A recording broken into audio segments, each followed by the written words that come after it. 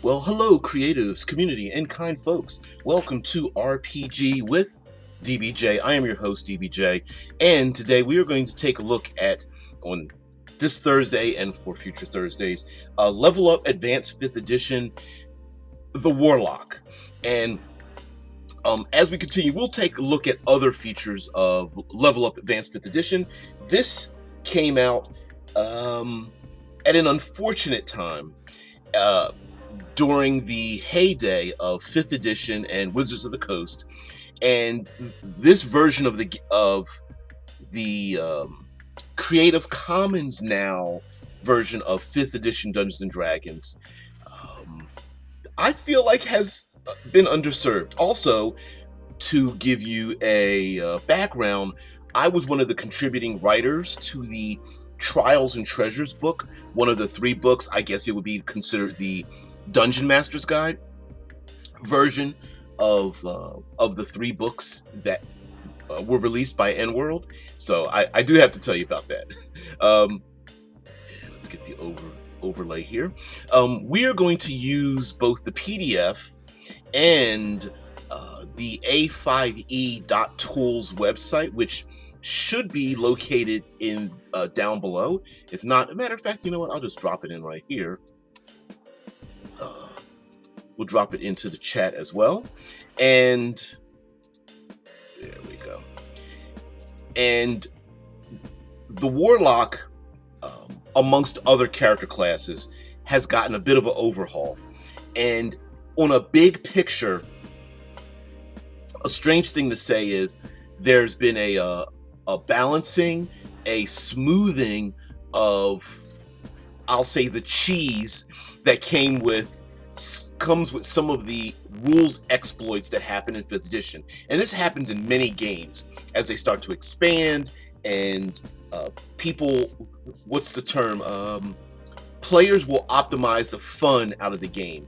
And so there was a desire, as Level Up 5th edition was being designed, to smooth out those things and get rid of, I'm calling the gonzo, the cheese, the exploits, the broken combinations. And so therefore the Warlock was thrown, has some problematic exploits in it, and it was thrown into that case. So we're going to share out, here we go, let's share out the PDF for just a moment here. And come on, let's see which screen here. We'll use this one. Why is it not sharing? Please share our screen.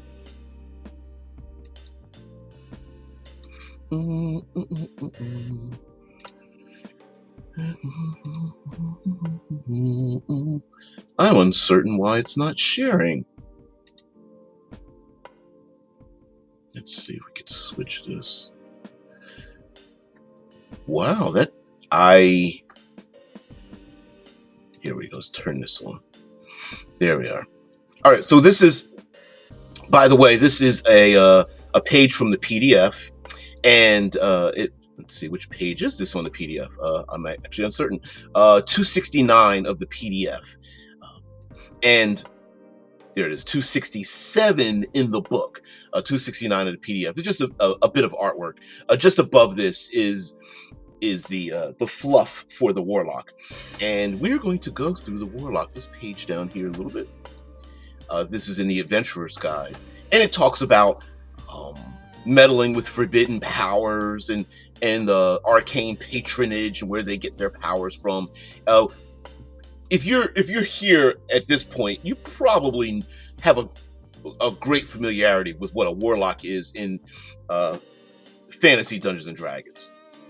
In any version thereof. This is by the way, A5E is the shortened term for this game, Advanced 5th Edition, and it's just A5E. It talks about how to create a Warlock and their place in the world.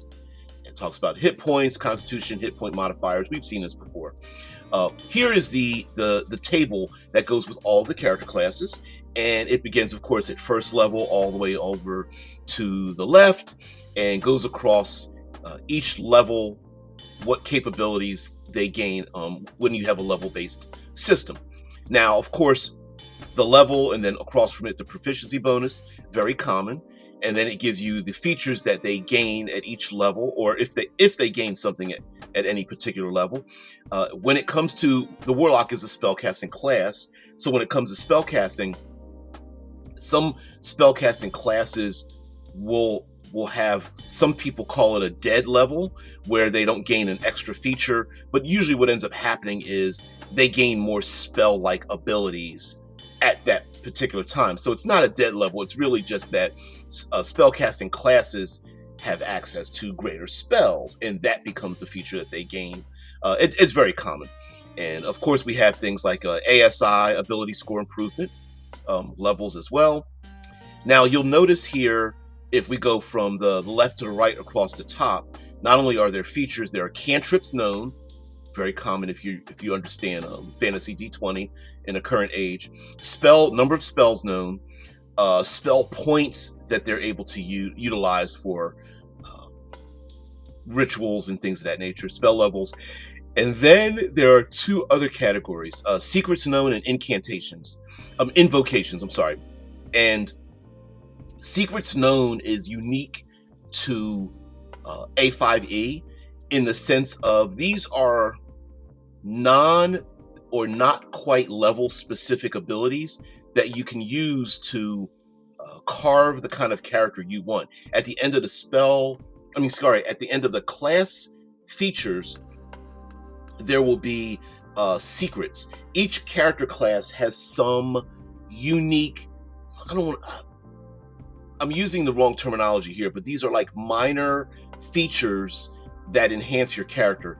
And a lot of times these features, especially in the character class itself, will be based on the themes, the thematic elements of the game you're playing. Some games are very combat driven, and so you would want a character that has those features. Some classes are very social, political, wheeling and dealing, and if that's the kind of adventure or themes you're playing in your game and you want those mechanical features, you can pick those as well, and go back and forth. And then invocations are also a big part of the Warlock, and so spell points are important for casting your invocations as well.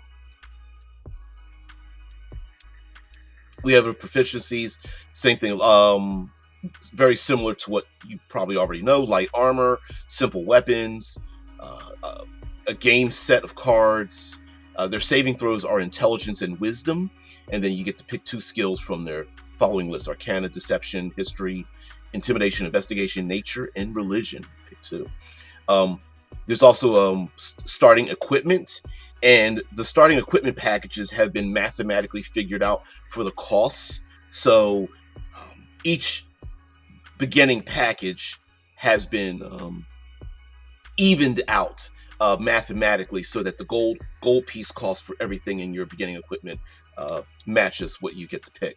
So we do have 3 versions here. We have the Heretical Scholars kit, the Inconspicuous Civilians kit, and the Shadowy Scoundrels set. And it tells you what that cost is and what you have inside of those kits. Here we have, at first level, you get to pick a Warlock archetype, and the Warlock archetypes are the Alienist, the Spellbound, and the Diabolist. The Alienist is related to, or you could think of as having a connection with an otherworldly entity, not necessarily of another plane, although that does count, but also maybe something alien, something far away on a distant planet or stars or whatever. Oftentimes we relate this to Lovecraftian horror, but it doesn't need to be. But in your fantasy, if there is, or maybe there's a mystery of things out in the stars, that would be that kind of character. There's the Spellbound, and the Spellbound is related to maybe fey creatures, a dreaming world, or a very powerful arcane patron, and then there's the Diabolist, and we get the Diabolist, you know, classic Warlock making a pact with demons, devils, and other creatures of that nature. And there's the spell points and how many spell points they have, and things of that nature. We'll get into the we may have enough time to show you some spells and how spells have changed. Not changed, but again, this is advanced 5th edition, and so there are features in spells that are also unique and give spellcasters something a little bit extra to do. Like, why would you even want to go adventuring? We'll get into the change in the Eldritch Blast, but let me see what you guys have to say. Hello.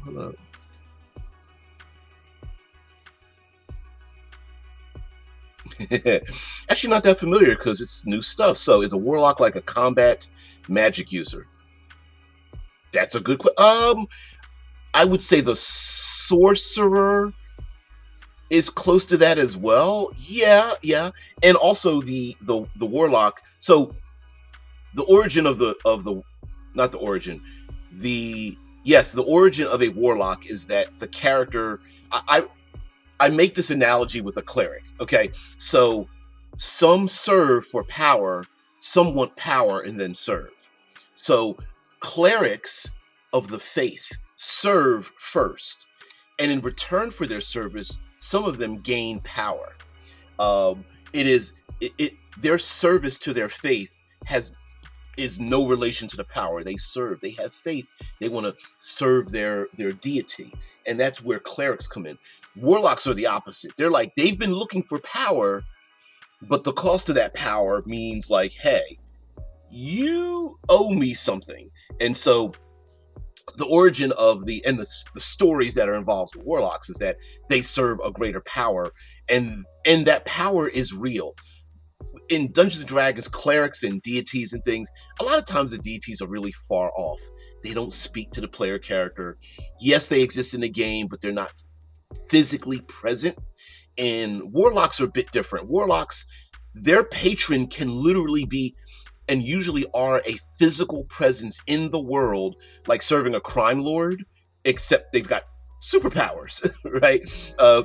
And so Warlocks are like that kind of character. And yes, Warlocks tend to be a bit more physical, not necessarily in the battle, but they are very much like opportunists. I would say a Warlock is more like a rogue in battle, taking opportunities, whereas a Sorcerer in battle is a little bit closer to like a fighter-ish, if I had to make a comparison. Oh, that's a horrible comparison, but yeah. All right, let's get back to this. Okay, so the Dungeons and Dragons Warlock had an ability called Eldritch Blast, and it became spamified. The character would take Eldritch Blast, use all kinds of invocations and bonuses to make the Eldritch Blast powerful, and then they would do that constantly, just blast things. Eldritch Blast all day long. And it's a little cheesy, right? It's a little bit like, okay, where's the story here? Let's have some other options. And so in A5E, the Eldritch Blast has been, as a gift from the patron, has been split up into other options.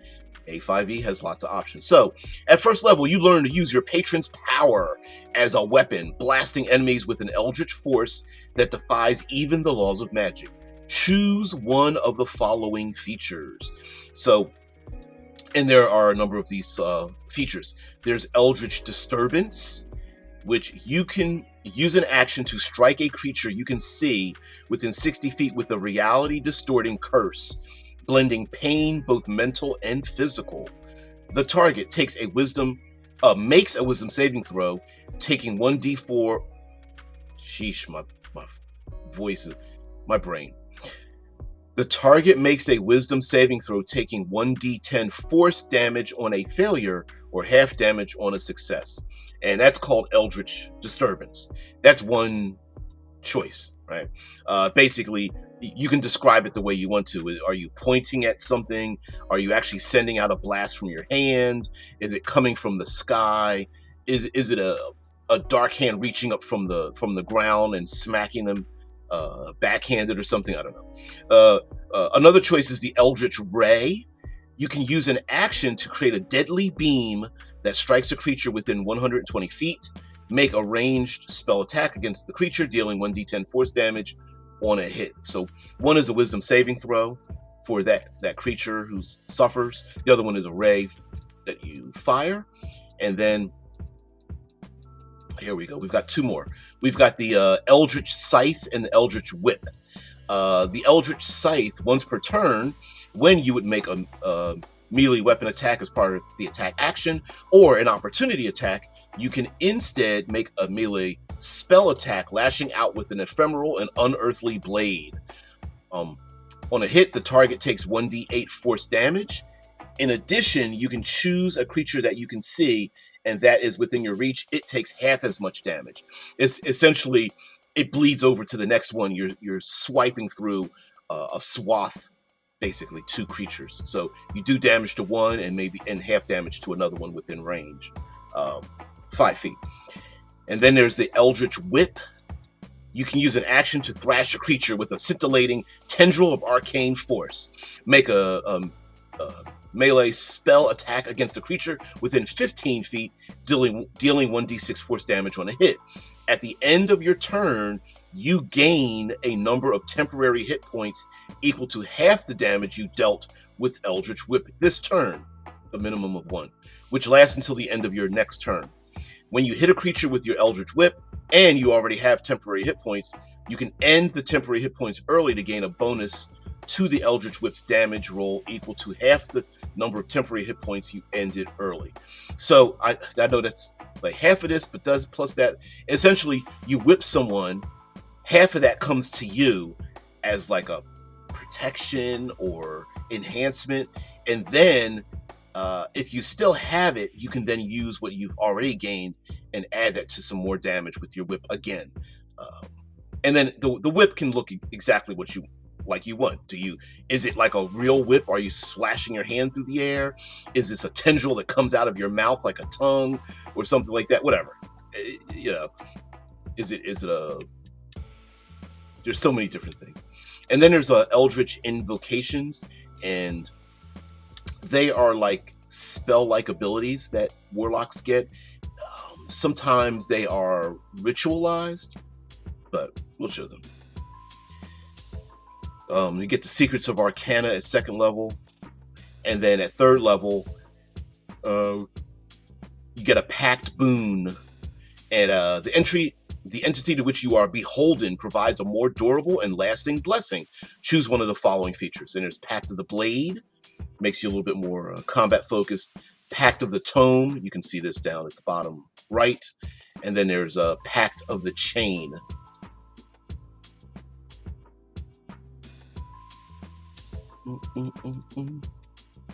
Of course, Pact of the Blade makes you a little more combat focused.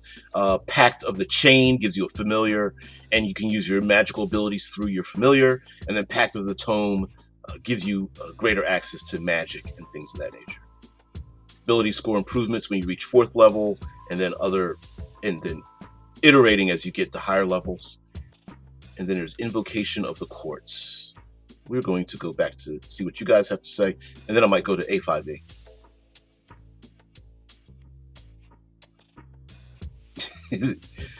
God damn it, this Eldritch Whip sounds like a mine. Hey, yeah, I'm not exactly sure where you're heading with that, but I'm going to agree with you. So I'm going to share out because while I like the book, I'm going to share out we're going to go to A5E .tools, and we're going to share that out. There we go. Turn that on. Now this is the website A5E.tools, Warlock, and of course across we've got all the pull downs here. You go across, it gives you all the options here.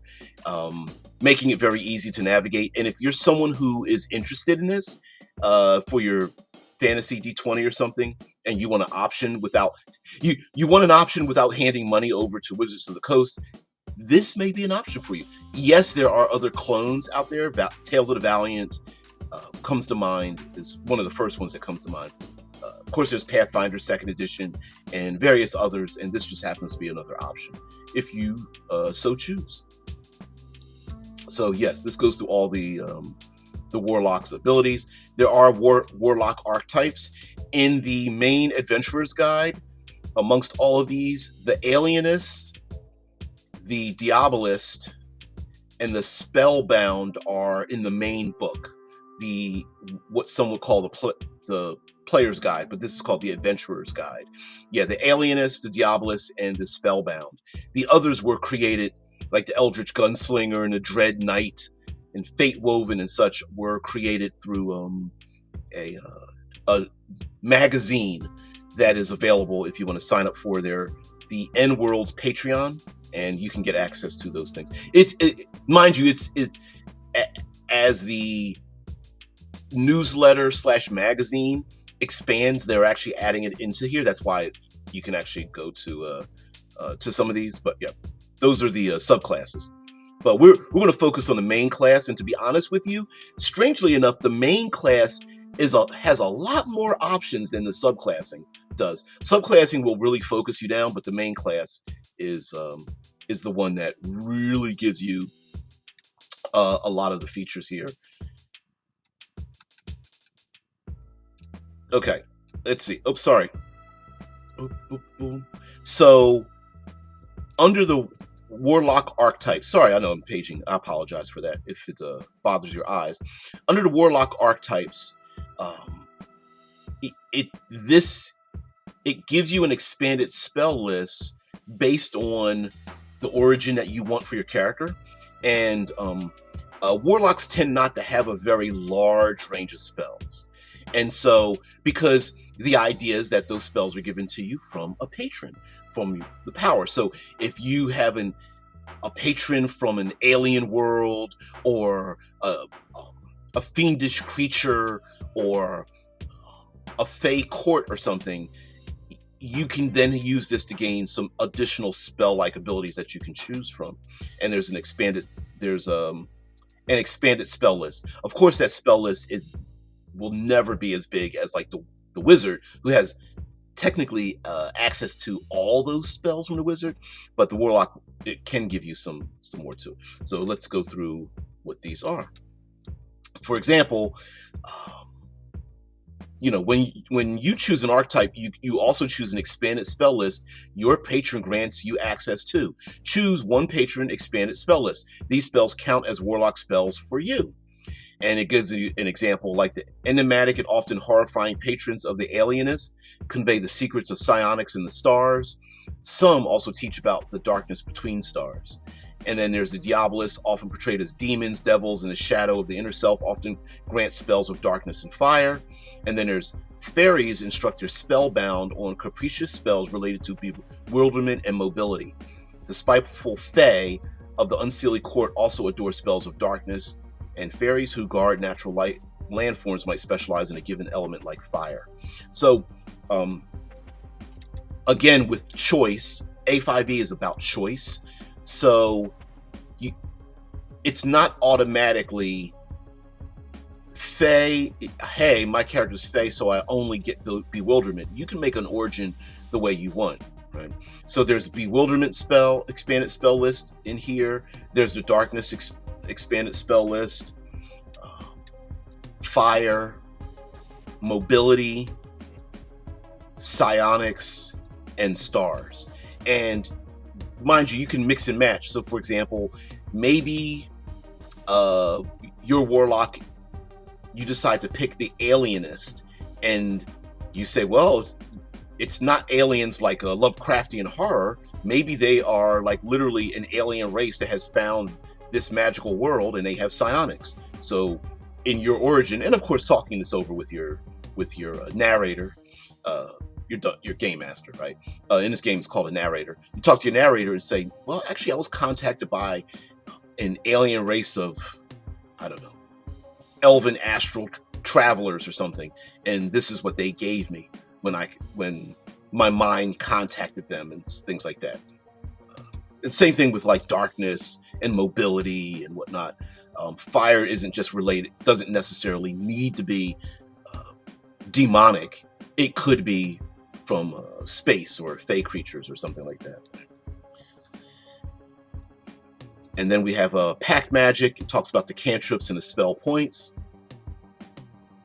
A spell casting ability, very common. DC save of 8 plus your proficiency plus your chosen ability modifier based on the type of character you have. Here we go with the Eldritch Blast that talked about before in the PDF, and it just talks about whether you can pick one, Disturbance, Ray, Scythe, or Whip. I believe you can change it whenever you get a new feature. I believe you can change it. And then there's Eldritch Invocations, Secrets of the Arcana at 2nd level, and a Pack Boon at 3rd level. And it talks about turning a regular item into your Eldritch weapon, as before, from your Eldritch Blast ability.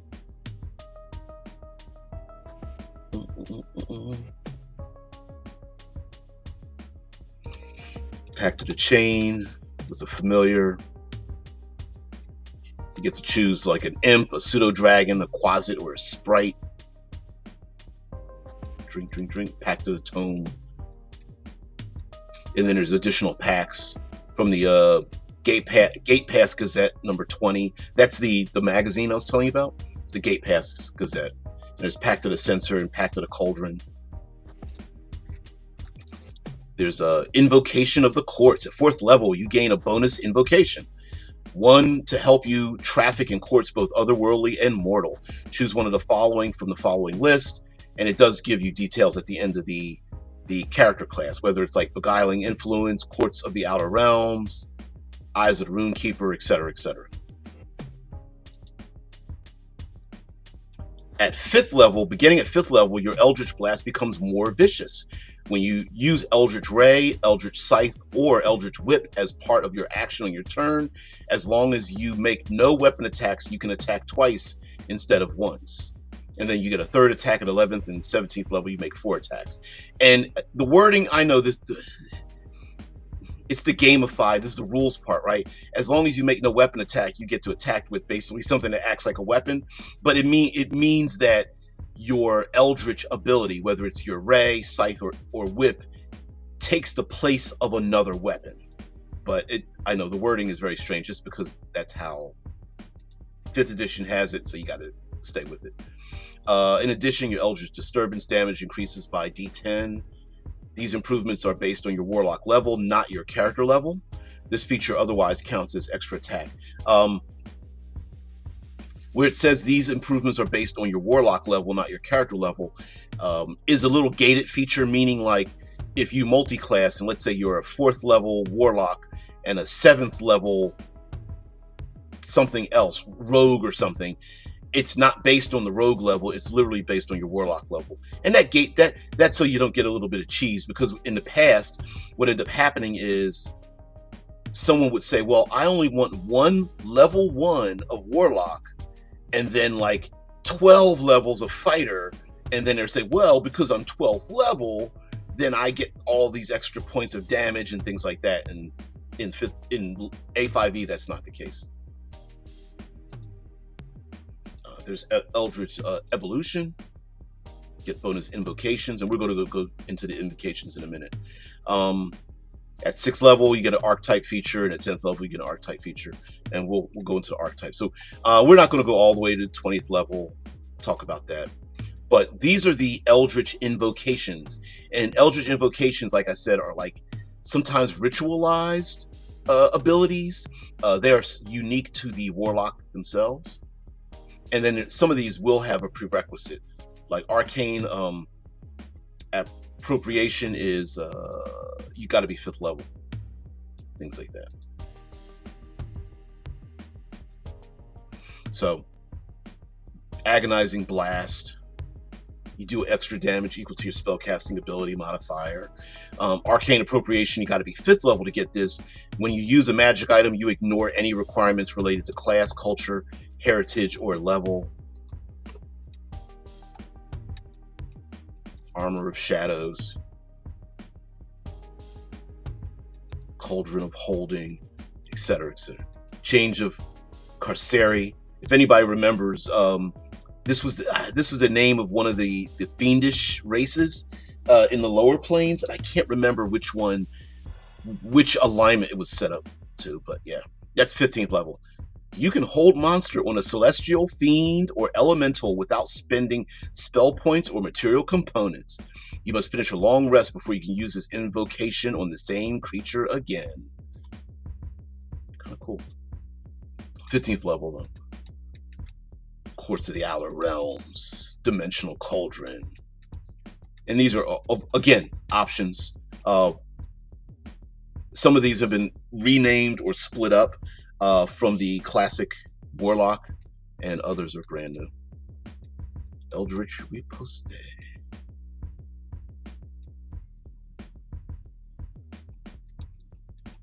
Eldritch Spear, Eldritch Squall, Eldritch Tentacle, Eldritch Warrior.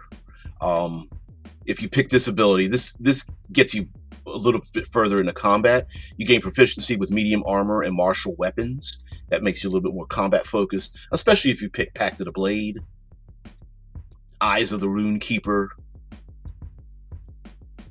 Real simple here. Eyes of the Runekeeper. You can read all writing. Make pretty basic, but also cool too.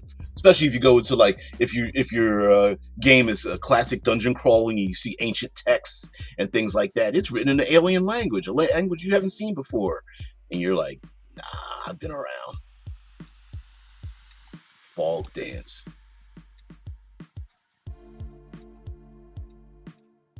So anyway, many of these. Life Drinker.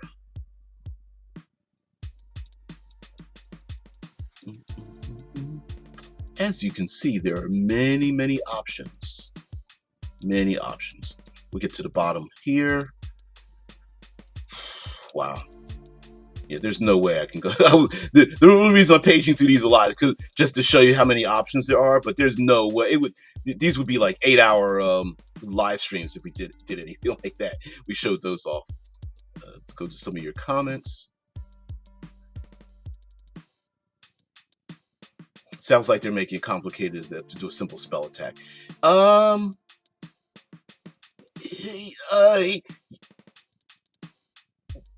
will say that I think it's probably in the middle, right? Because on one hand, you're choosing what kind of attack you want your character to have. So the complication really is is something that, depending on your skill and ability, and I don't mean skill ability for a character, I mean as a person, as a player in the game, you're like, yeah, I get what this is about, and it can get a little bit more complicated, but once you pick it and you get used to it, I think it'll be all right. But it is called A Advanced 5th Edition, so yeah, a little bit, yeah, if there's some more complication, it's on purpose, Yeah. Read all languages could be game breaking and ruin a good plot, much like Detect Lie. You know what? There's a bunch of ones out there. You know what I mean? Where you have things like Speak with the Dead, Detect Lie. There's a spell where you can create an arcane eye that can kind of like look around corners. It's like invisible and it floats around in front of you, and you can make it go around corners and things. Yeah, all those detection spells. Now here's the thing. And this is going to sound cheesy from a person who's been active in gaming for like 40 plus years. There really is a way to unbreak the broken thing about like reading all languages, things like that. Now, just because you can read the language doesn't mean you understand the context. So if we tend to use metaphors and similes when we talk. So if I say something to you like, don't put all your eggs in a basket, right? That, if you're not familiar with that idiom, it doesn't matter if you understand English. If you don't know what putting all your eggs in one basket means, you're not going to get it. Or a bird in the hand is worth more than two in a bush. Little things like that. So you might be able to read the text that has never been read before in the dungeon, but the context of it could be very plain. Please don't enter in the building, blah, blah, blah, right? It could just be like, hey, if you step on stone number 3, it'll set off the trap. Like that would be like very easy to decipher if that's what it says. But it could say, watching your step, thrice the challenge, thrice the trek means that danger will come at triple the cost, or something dumb like that. I had to pull that out of my ass, right? And the PC's like, oh great, I read it and it doesn't mean anything to me. Same thing with like detect lie. Like, oh, I can make this person tell the truth, sure, but if they believe the wrong information, that still doesn't help you out, right? It's like the Dungeons and Dragons movie, if you've seen it, they use Raised Dead to ask a hidden knowledge about a person that was dead. And like, there's a comedic thing where like one person died and they were on a toilet, and another person died who got hit in the back of the head, and they were like, I can't tell you anything, somebody hit me in the back of the head, I didn't see anything. Yeah, what does flying like a lead balloon mean? Yeah, now if you play that a little too much with a player that has like an ability like that, that's just being unfair, because they do have a special ability. But yes, try not to assume that a lot of these easy button spells are automatic and just throw your hands up. There are some cool ways you can put a twist on them. Yeah, well, you could just declare spell fails. Like, okay, you understand the language, but not the concept. Something I'm well familiar with in my line of work. Yeah. Yeah, I understand the notes, I don't understand the music. But yeah, it's things like that. And mind you, like I said, if you're running a game, you can kind of hold that in your back pocket, but you might not want to do that too often. So, okay, Warlock. All right, so Secrets of the Arcana. Now, every character class has a list of these little features at the end of each character class. For the Warlock, they're called Secrets of the Arcana. Oftentimes, these are like minor, almost, I don't want to call them cantrips, because sometimes they're just skills.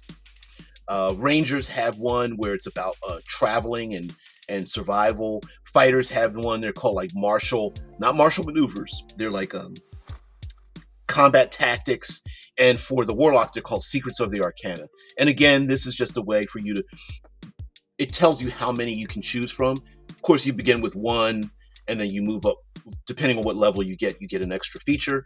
And when you're able to choose a new feature, you can relearn one older feature.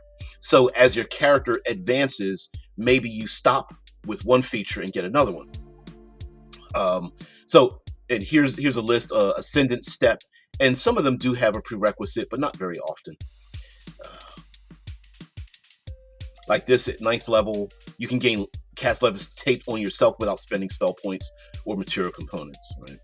Beast Speech. Book of Ancient Secrets. And this one, like, there's prerequisite here is you need to have the Pact of the Tome feature to pick the Book of Ancient Secrets.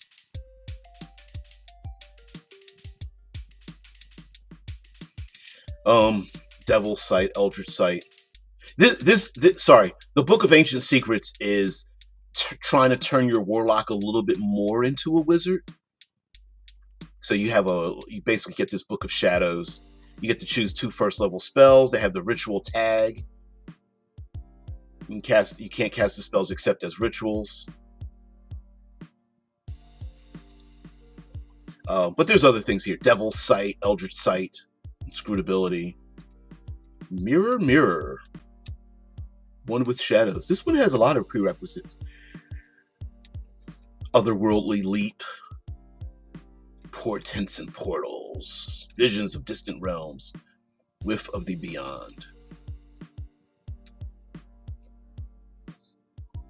It's kind of cool. You automatically know when an aberration, celestial, elemental, fey, fiend, or undead creature has been in a space within 30 feet of you within the past 24 hours, though not which type of creature triggered this invocation.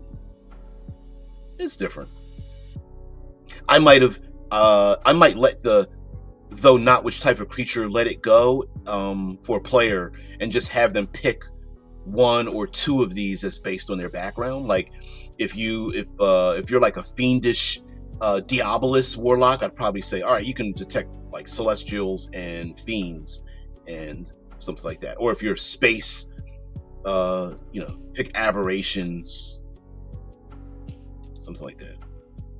Additionally, you gain an expertise die on perception checks, and you have an advantage on checks made to track these creatures.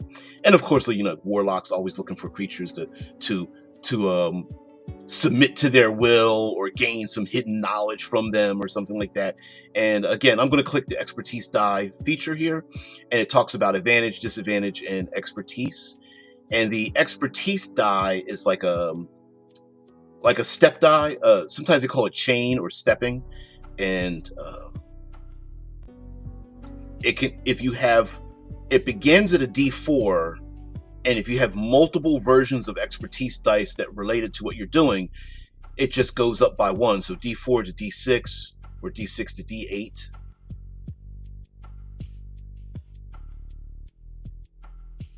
Yeah, and if you have a D8 expertise die on a check, further dice have no effect. So, but basically, you roll your D20, and then the die acts as your additional modifier. And sometimes expertise die can come from the place that you live or you visited. So, hey, I visited the Fey Glen, and now you're familiar with that place. So when you're there, you get an expertise die on, I don't know, nature and survival checks or something. Sometimes that expertise die can come temporarily, like from a blessing or an ancient ritual or connection to some powerful mind or whatever, and so on and so forth. But we'll go back to Warlock here, and then actually maybe we'll even go back to the book. Mirror, mirror, I found great roleplay ability. Oh, the mirror ability. Let's see. I'm going to move real quick here.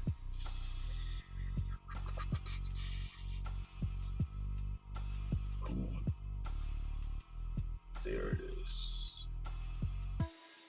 is. Is it right here? Or is it further down? Secret Order Arcana. There we go. Sorry.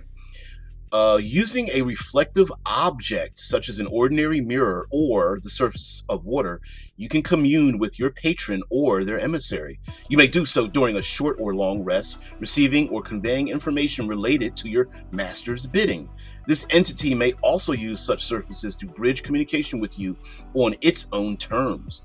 You can use this invocation to cast augury without spending spell points. Casting the spell in this way does not require material components, although you do need a reflective surface by which your patron might appear to you. Once you cast the spell in this way, you cannot do so again until you finish a long rest. That is, that's all.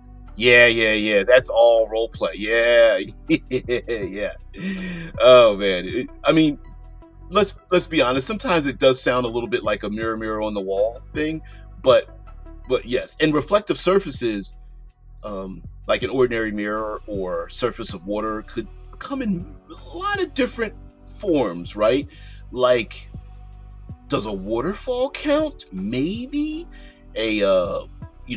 would someone, maybe an evil entity have water that you could look at, but then maybe you end up accidentally contacting somebody else's patron, or maybe that person reaches towards you, or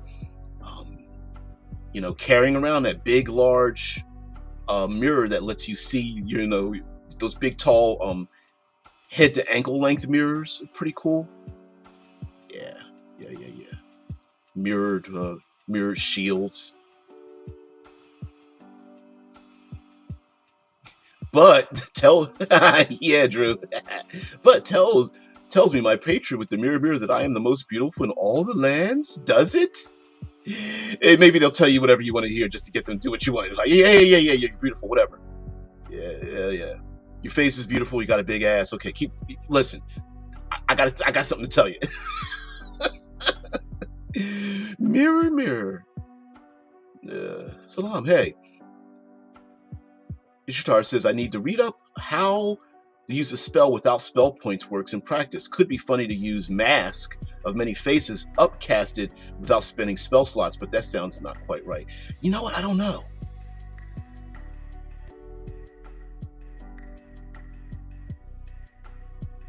I don't know. How would that work when my Warlock is a changeling? She could trigger that effect all the time. I'm uncertain. I am uncertain. So let's go back. Allow me to go back to the PDF. I'm going to turn this off for just temporarily. Restream has done a change on me overnight. Thanks, Restreamy. I appreciate it. All right. So let's turn this back on. So we are at the PDF, and at the end of the PDF, of course, there's a lot more details in terms of extra spell-like abilities, things of that nature, and it goes into more just as much detail as in the online A5E.tools, but also at the end of these are the invocations. Cosmic Armory. Your patron bestows you with a magic item worth no more than 25,000 gold. Your patron collects this item when you die or lose this invocation. And that's Cosmic Armory, prerequisite 17th level. Kind of cool. But at the end, it also gives you the spells. So each of the spell casting classes in the Adventurer's Guide lists the spells at the end of the character options. And there it is, Mask of Many Faces. You can cast Disguise Self without spending spell points.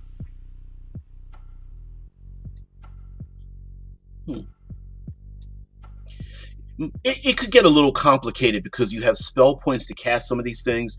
Some of them cast without spell points, so you would have to make a notation as you gain levels. But if you start at first level and you go up, if you're not making like a 17th level character from scratch, I don't think it'd be too much of a problem because you could just keep track of it one or two of these features at a time.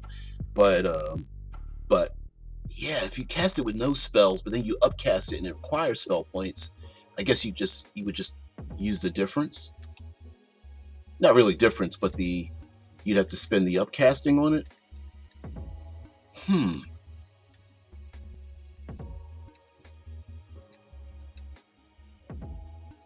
Here's one, Mire of the Mind. You can cast Slow once by spending 5 spell points. You cannot do so again until you finish Long Rest. And that one costs spell points.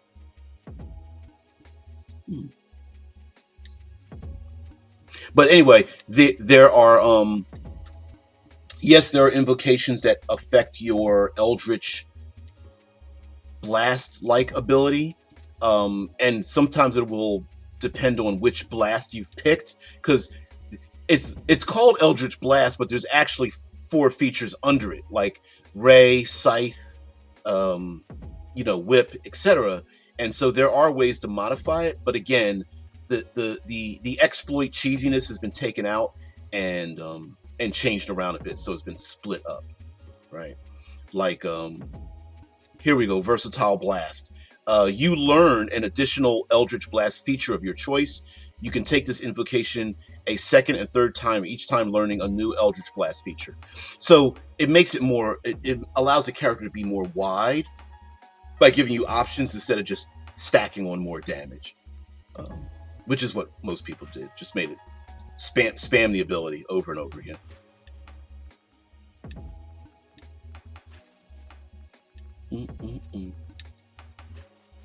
There's the upcasting, not upcasting, but the more advanced version of the one about disguise self. There's alter self without spending points. That's at 15th level. 15th level.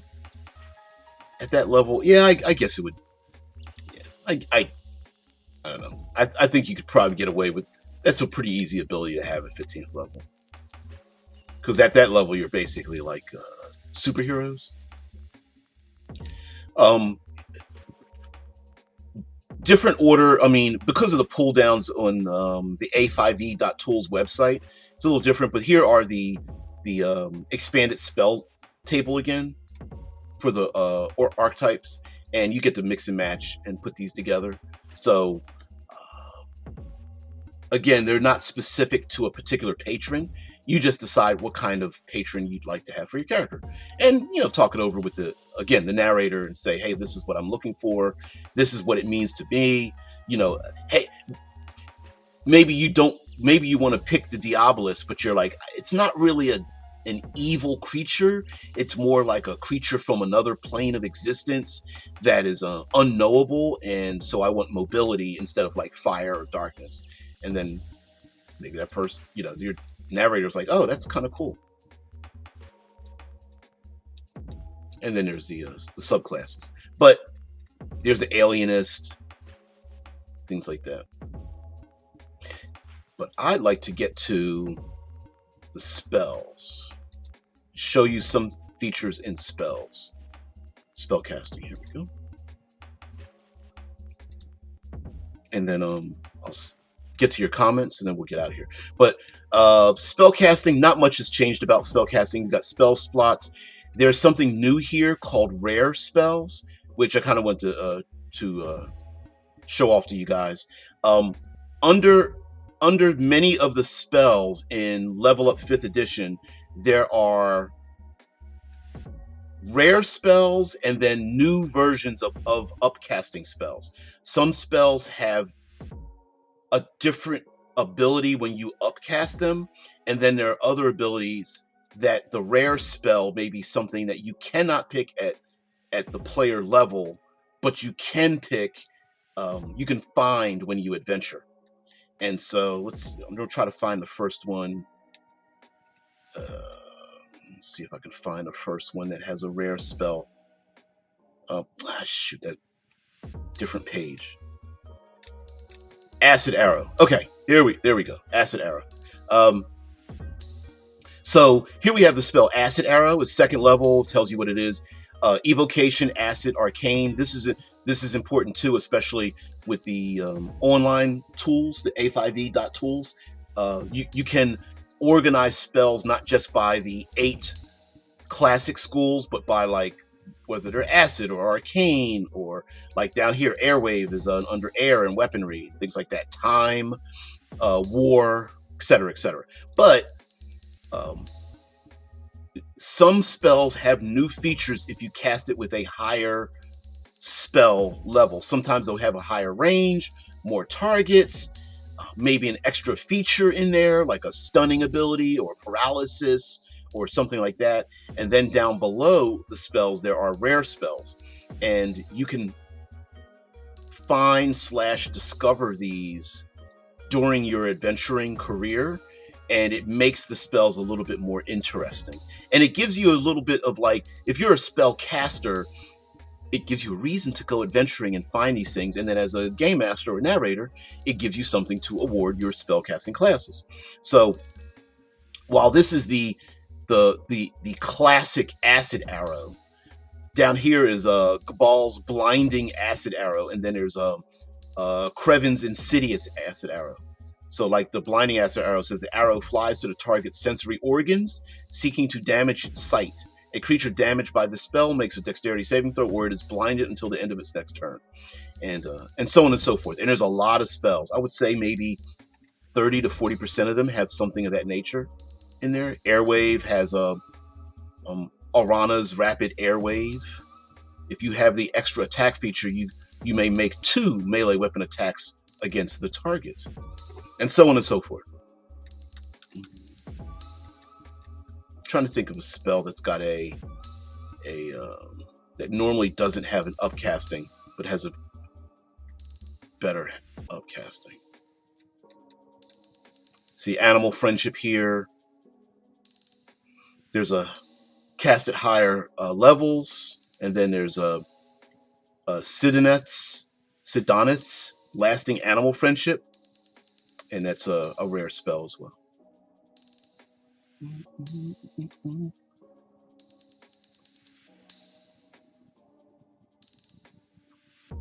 Interesting. I found it interesting because disguise self can be upcasted and is a few minutes multi-target. Yeah. You know what? To be honest with you, I'm not sure.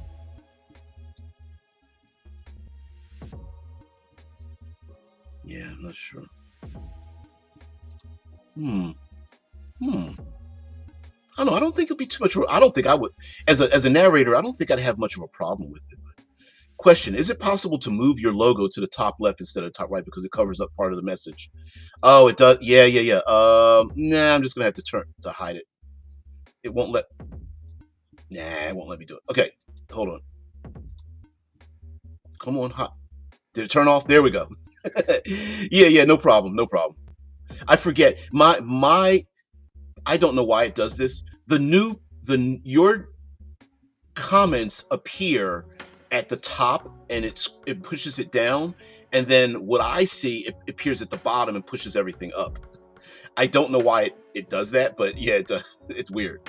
So your new comment, Amon, appears at the very top. Yeah. I found the Eldritch Elementalism interesting theme-wise, and the Whip and Energy Beam highly interesting. Yeah, and again, it's basically a game of options. The adding more options thing also came in naturally. I wasn't part of the design team, so let me make that clear.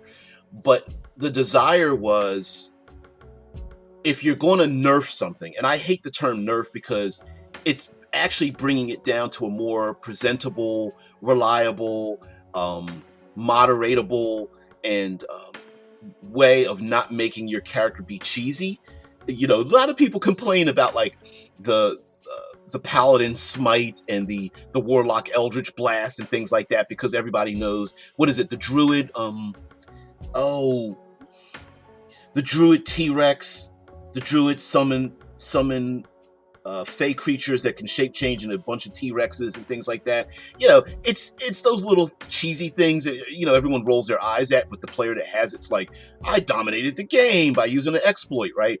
As opposed to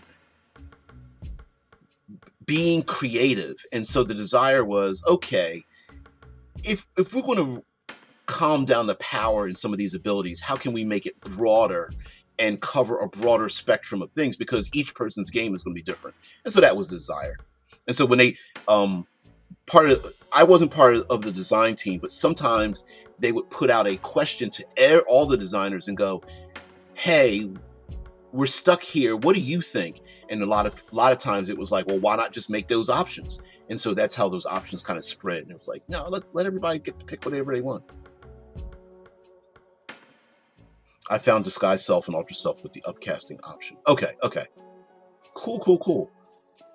My plan was to make my warlock cast alter self for children to look like princes and princesses. That's cool. That's really cool. I like that. Yeah. Make them feel special, even though they may live in a downtrodden type of place or something like that. Yeah, that's cool. No problem. Yeah, my streaming service that I use, Restream, changed what it's going to do, and I was like, wait a minute, I just turned. That's why, like, you see everything in white. I'm like, what the hell just happened? I don't know. So anyway, thank you very much for allowing me to show off the Warlock, just a little bit, you know, and some of the character class and some of the other options, much like the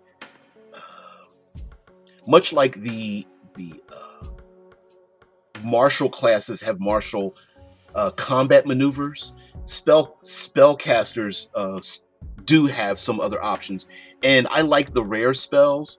For example, there's even a little bit of controversy. Let's see if I can find the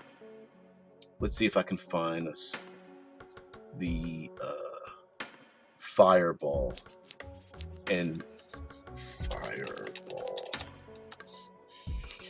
Try to find the fireball spell, and that's delayed blast. We're going to go to the fireball spell. So, for example, let's find this.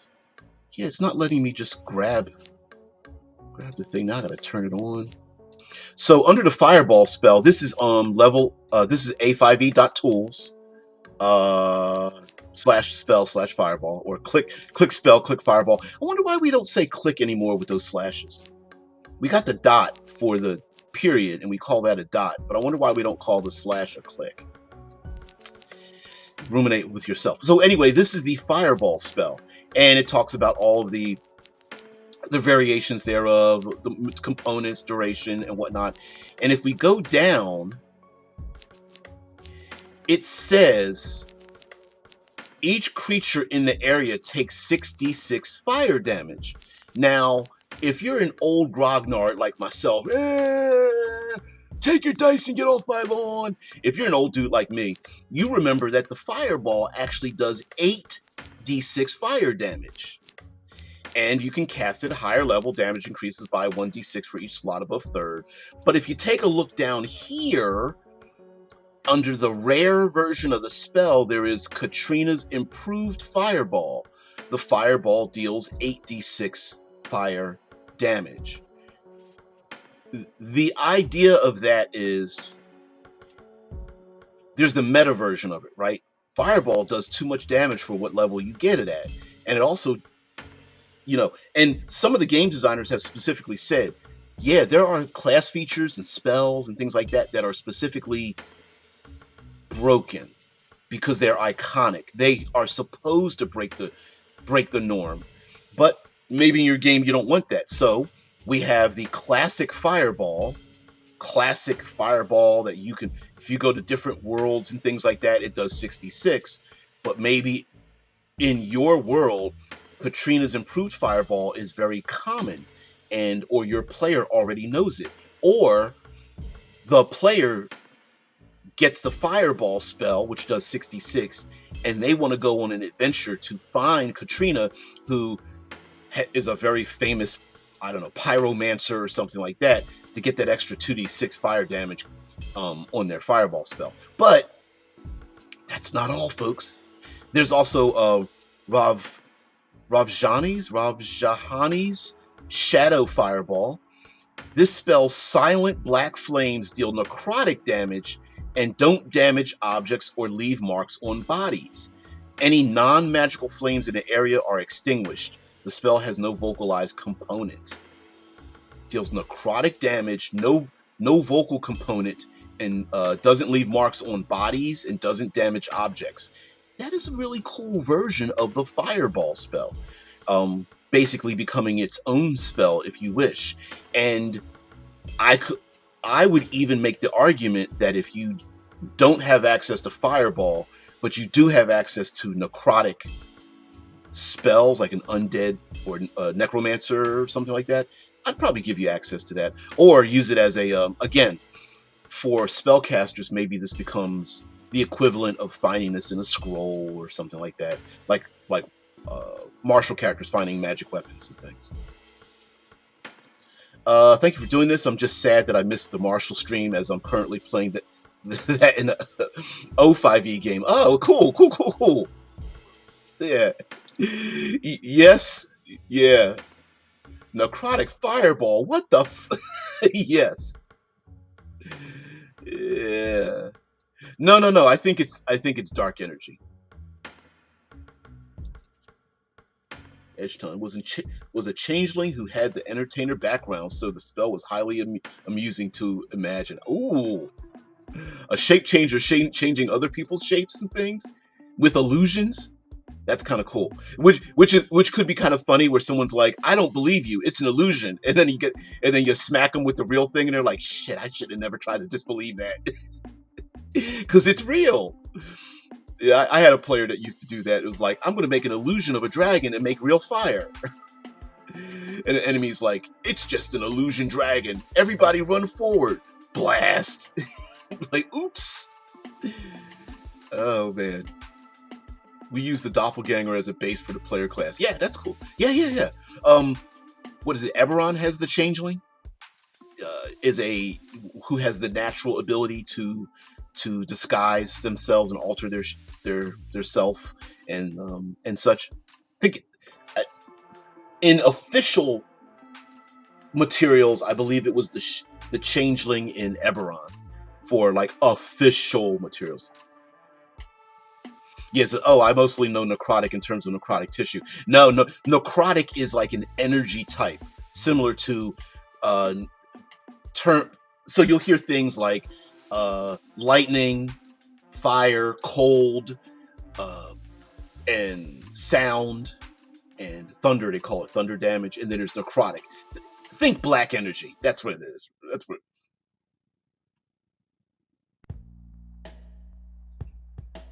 Yeah, me too. Yep. And D&D was a fairy later on, but Eberron had appeared first, which produces product I know. Yep. Same here. I mean, not that we hadn't thought about it. I mean, if you think about it, Eberron was basically a ton of homebrew that joined a whole world. So yeah, yeah. And I hope you're having fun with your Marshall character as well. Also, thank you guys very much for just being part of the show. I know this level up 5e thing isn't the most interesting thing in the world, but like I said, I was part of it, and I kind of want to give back a bit, and also to let people know about the game. And for, like I said, some people don't want to hand their money over to Wizards of the Coast, so this is the way to do it. I'm on the spell page. This is A5E, and I want to show you something here. So if you want to thematically narrow down the spells that are available to people, there is a way to do it using the sliders. So of course we have spell levels. We have a slider over here to the very left. Cantrip all the way up. We have all the different classes. We have the classic schools, abjuration, conjuration, divination, blah blah blah. Kind of boring. And then we have spells, classical schools and spell schools. In your world, maybe these classic 8 things don't exist the way we think of them existing. Maybe in your world, you have things like acid, affliction, air, arcane, communication, displacement, divine magic, fear, force, goodness, healing, knowledge, law, necrotic, nature. And here again, the difference between necromancy and necrotic could be that all the necrotic spells may not be under, say, cleric or wizard. They're just all combined together. A negation, obscurement, plants, right? So if I just click plants and then apply and scroll down here, it will give me all of the plant related spells. So maybe there's a druid or druidic, maybe you're world building and you have like a druidic tribe out in a glen somewhere, and they're druids, but they just basically focused on plants. Or maybe they're maybe you have living plants like treants and other things out there, and your treant has druidic abilities only related to plants. But you're like, I can't page through all the spells, and so boom, you get all the things. Maybe that living tree grows good berries off of its limbs. It can create a forest army. It can like locate animals, plants, or creatures. It's got, of course, got plant growth. Maybe it's got something like ravaging roots, etc. Tree stride, wall of thorns, blah blah blah. And again, maybe there are shadow, right? And let's get rid of. Oh, let's apply this. Let's reset, because I don't want to mix and match the two. Let's go with shadow. That's a very common one, right? And apply that, and then boom, we get all the shadow spells. Now, again, these are different sources that are from A5E. So maybe like the Void Rudders Codex is in here. That's the sci-fi version of it. As it's being updated, but maybe I only want the Adventurer's Guide, and then apply that as well. And so we have one book, all the shadow spells, and boom, here we go.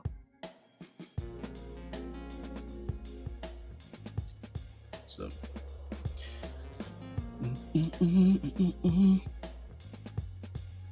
I found the combination interesting exploration-wise. That's awesome. Sadly, the DM who wished to test it delayed the table so long through scheduling chaos to non-existence. Yeah, we have to figure out. I've come up with ways to keep some games going, and it's just real life. Real life just interrupts so much. It effing sucks. So anyway, guys, thank you very much for just being part of the show. Or thanks for hanging out. Before the game, during the game, after the game, whatever you want to call it. Yeah, thanks for just being here. Hopefully I will be gaining some new content, equipment, new camera, new maybe some improved sound system, things like that, just to make it a little more professional. Hopefully I have that for my birthday and Christmas list, so hopefully that will be coming up. And any other news? Oh, I'm supposed to be in a game of Cool Name Goes Here for some playing and play testing for the challenge system and whatnot. Hopefully that will be a thing. But yeah, happy Vice Friday. Yeah. Ain't no party like a Vice Friday party, because a Vice Friday party don't stop. Whatever. But anyway, guys, thank you so much for being part of the show. I really appreciate it. I'm going to send you off with one of my old actually intro videos and things like intro things that I put together. But anyway, guys, have a great one. I'll see you later. And tomorrow, Future Friday, we talk about science fiction and science speculation and things of that nature. So we'll do that then. So guys, have a great one. I'll see you later. Peace, tranquility, and have a great day.